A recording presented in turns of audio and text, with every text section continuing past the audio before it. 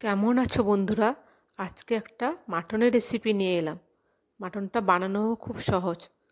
তার জন্য মাটনটাকে প্রথমে ম্যারিনেট করে নিতে হবে এবং তার জন্য একটা মশলা বানিয়ে নিতে হবে।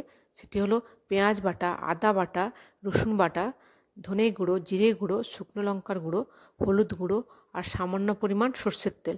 ওই মশলাটা বানিয়ে নেওয়ার পর মাটনে মিশিয়ে 2 ঘন্টার মতো ম্যারিনেট করে রেখে দিতে হবে। তারপর একটা কড়াই বসিয়ে ওর মধ্যে তেল গরম করে ওর মধ্যে ডুমো ডুমো করে কেটে রাখা আলুগুলোকে ভেজে নেব। আলুগুলো একটু বড় সাইজেরই করেছি যাতে খেতে ভালো লাগে। তারপর ওর মধ্যে ওই কালার আনার জন্য অল্প পরিমাণ নুন আর হলুদ দিয়ে দেবো এবং দেওয়ার পর ভালো করে আলুগুলোকে নরম হওয়া পর্যন্ত ভেজে নিতে হবে।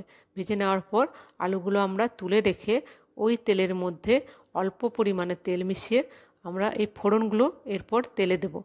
তেলটার মধ্যে দেব তেজপাতা, তারপর দেব দারচিনি, তারপর এলাচ, শুকনো লঙ্কা আর লবঙ্গ।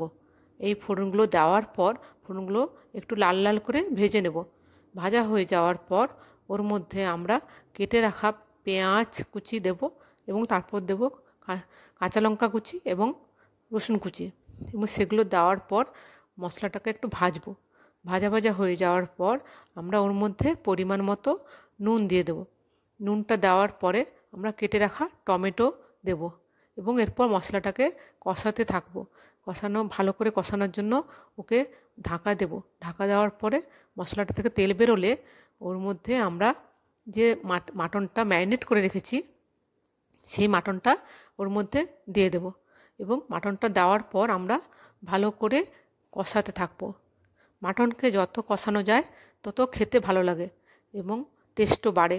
তার জন্য মাটনটাকে ভালো করে কষাতে হবে যতক্ষণ না মাটনটা ও গা থেকে তেল বেরিয়ে যায় এবং তেলটা বেরোবে এবং মাটনটার সাইজে ছোট ছোট হয়ে যাবে এবং তখন কষানোটাকে ভালো করে হয়েছে বোঝা যাবে।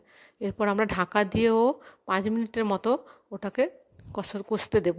কষাটা হয়ে যাওয়ার পর মাটনটাকে যখন তেলটা ছাড়া ছাড়া হয়ে যাবে তখন আমরা ওর মধ্যে যে আলুগুলোকে ভেজে তুলে রেখেছিলাম সেই আলুগুলো ওর মধ্যে দিতে থাকবো এবং দেওয়ার পরে আলুটা আমরা ওকে ভালো করে আরও একটুখানি কষাতে হবে। কষিয়ে নেওয়ার পর আমি একটা এই কালারটা সুন্দর করার জন্য মাটনটা চায়ের লিকার দেব।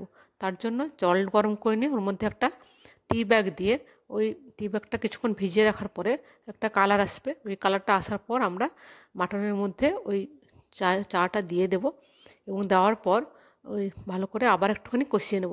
কষানো হয়ে যাওয়ার পর মাটনটাকে আরও একটু টেস্টি করার জন্য আমরা এটা কুকারের মধ্যে দেব এবং কুকারে দিলে ভালো করে সেদ্ধও হয়। কুকারটায় দেওয়ার পর 4টে সিটি দিয়ে মাটনটা নামিয়ে দিলেই রেডি হয়ে গেলো আমাদের সানডে স্পেশাল মাটন এবং খেতে খুব ভালো হয়। তোমরা বানিয়ে দেখতে পারো।